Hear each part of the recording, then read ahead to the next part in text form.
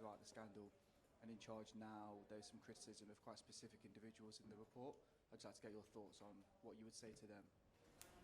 I think many of the politicians should hang their heads in shame. I think for the first time we've seen people like Jeremy Hunt and other health secretaries speak up recently and actually start to acknowledge their part in this scandal, because no single person is responsible for this scandal. It's been the result of generations of denial, delay and cover-up. And whilst there might be an apology later today from the Prime Minister, it's not just the Prime Minister who holds responsibility and accountability for this. There are many others out there, and I would expect over the coming days and weeks for many more people to come forward and say sorry. I'm sorry for my part, and if they're genuinely sorry, they will help implement the recommendations that Sir Brian has recommended today.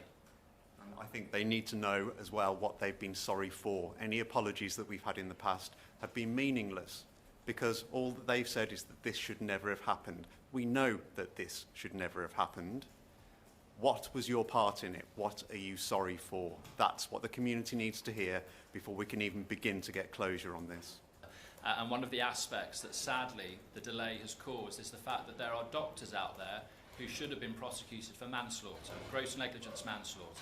Doctors who were testing their patients for HIV without consent, not telling them about their infections, who then went on to sadly infect their partners, and they then went on to die.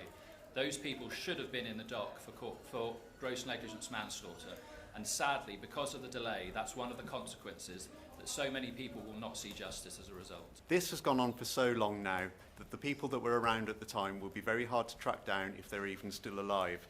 And that's one of the testimonies of the cover-up and the delays in getting justice to this scandal, is the time that it's taken has meant that justice delayed really is, in this case, justice denied.